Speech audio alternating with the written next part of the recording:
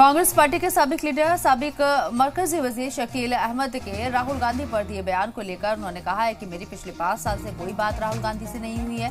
मेरी नाराजगी थी कि मेरे पार्लियामेंट्री हलके में मुझसे बात नहीं की गई। मैं कांग्रेस के खिलाफ नहीं हूं। मेरे बाप दादा सब ने कांग्रेस की सेवा की है, मुल्क की खिदमत की है, मैं भी यही करता हूं और कि पार्टी से इस्तीफा देने के बाद भी मैं किसी और पार्टी में नहीं जाऊंगा। लेकिन राहुल गांधी पर दिए बयान पर बोले कि वो मोदी जी की तरह ही चाहते हैं। जैसे मोदी अपने सामने किसी नॉन फेस को नहीं देखना चाहते, वैसे ही राहुल गांधी भी नहीं देखना चाहते। इसलिए हर जगह सिर्फ राहुल गांधी की ही फोटो होती है, उनके साथ कोई बड़ा चेहरा या पुराना चेहरा नजर नहीं आता।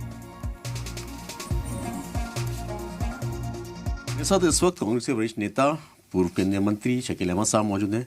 शकील साहब, आपका एक वीडियो बीजेपी ने अपने आधिकारिक ट्विटर हैंडल से पोस्ट किया है कि जिसमें आप राहुल गांधी को कुछ कहते हुए जाते हैं। क्या पूरा मामला किस तरीके से, और पहली बार आपके होता है कि राहुल गांधी को इस तरीके से जो आपने कहा है कुछ? देखिए, आपने गलत कहा कांग्रेस लीडर। मैंने 11 नवंबर 2025 को बिहार की जो सेकेंड फेज की पोलिंग ख़त्म हो गई 6 बजे, तो उसके बाद मैंने कांग्रेस से रिज़ाइन कर दिया था मेंबरशिप से। तो मैं कांग्रेसी नहीं हूँ, मैं साबिक कांग्रेसी हूँ और मैं कांग्रेस का वेल विशर हूँ, जिसको हिंदी में शुभचिंतक कहते हैं, उर्दू में बही-ख्वाह कहते हैं। मैं ज़िंदगी भर कांग्रेस का बही-ख्वाह रहूँगा और मैं ये बातें कांग्रेस की भलाई के लिए ही कह रहा हूँ। राहुल गांधी जी से मेरी नाइतफाकी है, उसमें कहीं कोई दो राय नहीं है। आज की कांग्रेस उनकी कांग्रेस है, उन्हीं के कब्जे में है, सारा फैसला वही लेते हैं और उसी फैसले से नाराज़ होके एक दिन में कोई बात नहीं होती है, धीरे धीरे हो रही थी। मैंने पिछले 5 साल से राहुल गांधी जी से मिलने का वक्त भी नहीं मांगा है। अच्छा, हाँ। मुलाकात भी नहीं हो पाई, कोई बात भी नहीं? पिछले 5 साल से मुलाकात तो इतनी लंबी लंबी मेरी बात हुई उससे, लेकिन मैंने उनसे पिछले 5 साल से मिलने का वक्त भी नहीं मांगा है, क्योंकि वो वही करते हैं जो उनके लोग उनको कहते हैं करने के लिए। और उनके लोग मेरी नाराज़गी ये थी कि बिहार का भी इलेक्शन हुआ और इसीलिए बिहार इलेक्शन ख़त्म होने के बाद, काउंटिंग के पहले, पोलिंग के बाद, क्योंकि मेरी वजह से, मैं कांग्रेस का मुखालिफ नहीं हूँ। मेरे आबा वाजदार, मेरे दादा 1937 में कांग्रेस के मिले, बिल्कुल। मेरे फादर 5 बार रहे, मैं रहा। बात तो सबसे अहम यही है कि आप पुष्ट दर पुष्ट कांग्रेसी रहे और कहीं मैं दूसरी जगह जाने वाला नहीं हूँ। मैंने ये भी लिखा है, रिजिग्नेशन का पहला लाइन लिखा है कि मैं दुखी मन से रिजाइन कर रहा हूँ। ऐसी क्या वजह रही शकील साहब कि इतनी ज्यादा दिल में दर्द हो गया आपको कि कांग्रेस कि आपने खुद ही होता है? कई चीजें हैं, लंबी बातचीत हो जाएगी।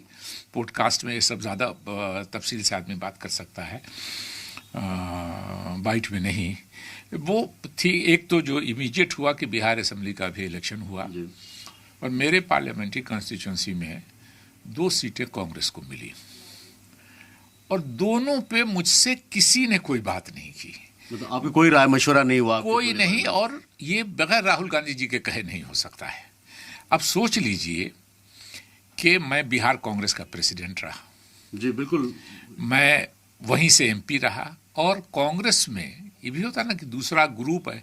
कांग्रेस में मैं एहसानमंद हूँ अपने मधुबनी के कांग्रेस के लोगों का, मधुबनी लोकसभा जिसमें दरभंगा जिला भी आता है, कि किसी ने मेरे खिलाफ टिकट के लिए भी अप्लाई नहीं किया जब तक मैंने 23 में ही 16 अप्रैल 2023 को ही मैंने ऐलान कर दिया कि मैं अब जिंदगी में कभी चुनाव नहीं लड़ूंगा। मेरे 3 बेटे हैं। आपने बेटे के बारे में भी कहा था, बिल्कुल मैं उसी पे आ रहा था कि उन्होंने अनाउंस कर दिया कि हमको पॉलिटिक्स में, तीनों बाहर सेटल हैं, उन्होंने कह दिया कि मैं पॉलिटिक्स, मैं चाहता था कि उसमें से कोई आवे, लेकिन उन्होंने ऐलान कर दिया कि मैं पॉलिटिक्स में नहीं आऊँगा।